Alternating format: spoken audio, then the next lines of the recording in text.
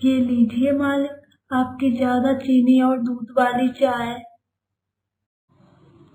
लाओ लाओ बलिया, हम इसी का इंतजार कर रहे थे। अरे वाह, तुम्हारे हाथों में तो जादू है। जब तक तुम्हारे हाथ की ये बनी स्वादिष्ट चाय नहीं पी लेता, तब तक तो मेरा दिन ही नहीं शुरू होता। सब आपकी मेहरबानी है मालिक। अगर आप इस गरीब को सहारा नहीं देते तो न जाने कहाँ दर दर भटक रहा होता मैं।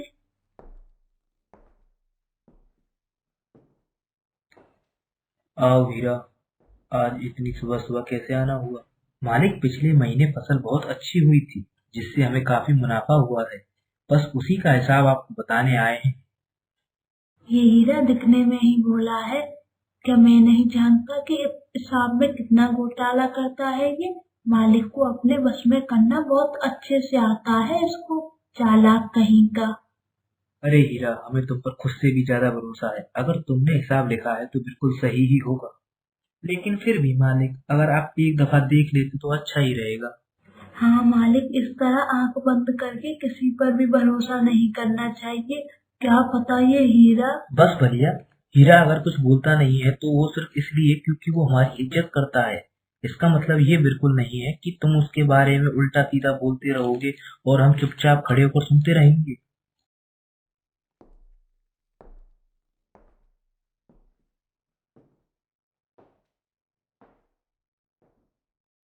इस हीरा को तो देख लूंगा।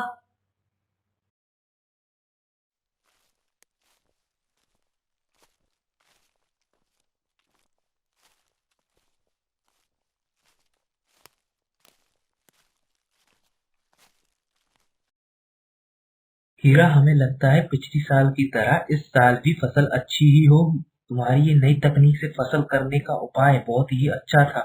इससे गांव के किसानों को बहुत लाभ होगा।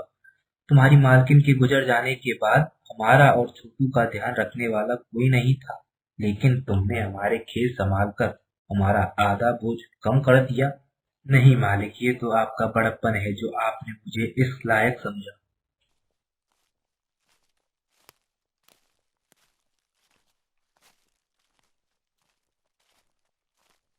अरे ओ सरपंच, मैं तुझसे आखिरी बार पूछता हूँ, तू मुझे खेतों के कागज देता है या नहीं? तुम चाहे कुछ भी कर लो, लेकिन मैं तुम्हें वो खेत नहीं दूंगा।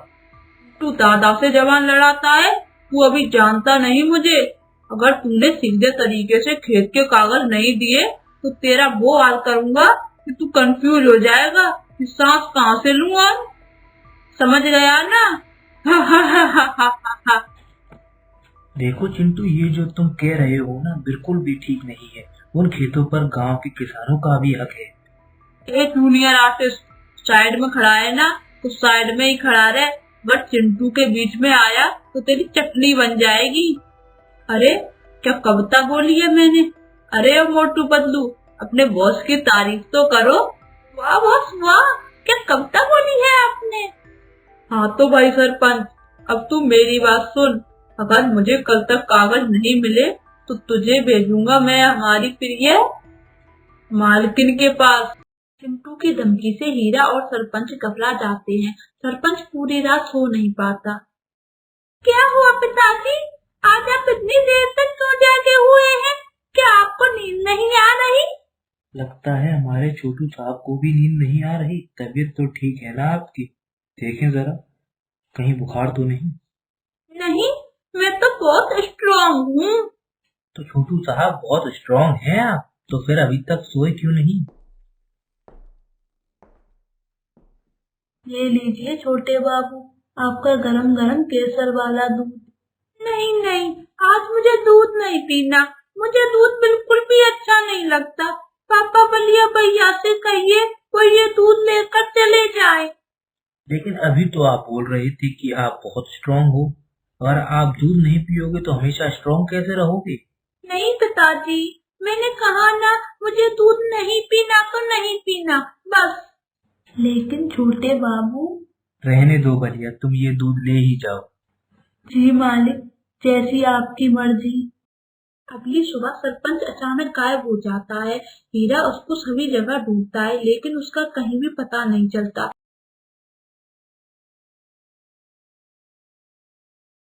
तुम दोनों जाओ और पूरे घर की अच्छे से तलाशी लो।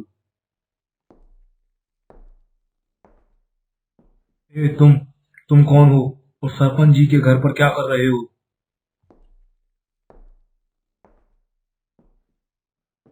नमस्कार दरोगा जी, मैं तो सिर्फ एक मामूली सा नौकर हूँ। बहुत अच्छे और भले आदमी थे हमारे मालिक, न जाने किसकी बुरी नजर लग गई है। बस ये रोना धोना बंद करो और मुझे ये बताओ कि कल घर पर कौन कौन आया था और सरपंच जी कल किस किस से मिले थे? क्या कोई ऐसा है जिस पर तुम्हें शक हो? हाँ साहब, एक आदमी है और मुझे उस पर पूरा शक है कि उसी ने हमारे मालिक को गायब करवा दिया है। कौन है वो? जल्दी उसका नाम बताओ। वो हीरा, उसकी नजर बहुत दिनों से मालिक की जायदाद पर थी और मालिक भी उस पर आंख बंद करके भरोसा करते थे। उसी भरोसे का फायदा उठाया है उसने। दरोगा बलिया से पूछताछ कर ही रहा होता है कि इतनी देर में वहाँ हीरा भी आ जाता है। बलिया, ये तुम क्या बोल रही हो? देखा दरोगा जी, इधर मालिक का कोई अता पता नहीं है, पर इसके चेहरे पर जरा सा भी दुख दिखाई नहीं देता। अंदर ही अंदर खुश जो है, अब सारी जायदाद खुद ही हड़प कर जाएगा। बलिया, मैं कहता हूँ चुप हो जाओ। बहुत गर्मी है तेरे अंदर, पुलिस वाले को आंख दिखाता है। अगर तेरे खिलाफ कोई भी सबूत मिला फिर तेरे अंदर की सारी गर्मी निकाल दूंगा।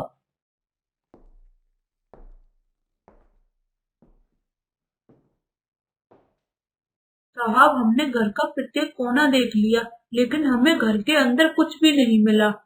हे तुम दोनों, जब तक सरपंच जी के बारे में सब कुछ पता नहीं चल जाता तब तक गांव से बाहर जाने की हिम्मत भी मत करना। चलो यहाँ से।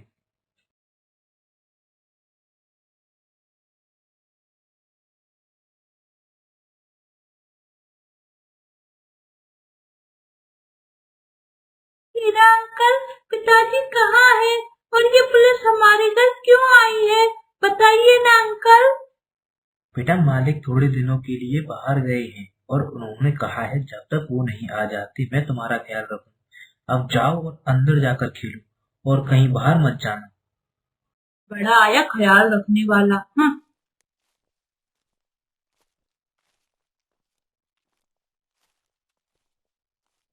बहुत गजब हो गया, समझो अब तो आप गए। ए मोटू, क्या बकवास कर रहा है? सुबह सुबह भांग खाकर आया है क्या? जा पहले ठंडे पानी से मुंह धो कर आ। और हम जो खबर लेकर आए हैं, अगर आप वो सुनोगे तो आपके पैरों तले जमीन खिसक जाएगी। सुबह सुबह क्यों मेरा दिमाग खा रहा है तू? चाय का स्वाद भी बिगाड़ दिया। पहले तू ही बता, क्या हुआ? ऐसी क्या आफत आ गई? और वो सरपंच, उसका कल रात से कोई अता पता नहीं है। तो मैं क्या करूं? तूने क्या मुझे गांव का जासूस समझ रखा है जो सरपंच को ढूंढ कर लाऊंगा? भूल गए आप? कल आपने पूरे गांव के सामने उस सरपंच को मारने की धमकी दी थी। अगर किसी ने दरोगा को जाकर ये बात बता दी तो वो दरोगा आपको छोड़ेगा नहीं। हाँ बॉस, फिर तो आपको फांसी हो जाएगी। सुनो तुम दोनों, मैं आज ही ये गांव छोड़कर चला जाऊंगा और खबरदार, तो किसी को भी मेरे बारे में पता चला तो तुम दोनों की खैर नहीं। ये अच्छा है, पूरी जिंदगी नौकरों की तरह काम करो और फिर जेल जाओ। मैं कहती हूँ क्या जरूरत है इतना ईमानदार बनने की? आखिर में क्या मिला? बदनामी और चोर का इल्जाम। अगर सच में घोटाला करते तो कम से कम घर में 4 पैसे ना आते। भाग्यवान, अब तुम शुरू मत हो जाना। हाँ हाँ, मैं तो तुम्हें बुरी लगती हूँ ना, अब मैं कुछ बोलूंगी ही नहीं।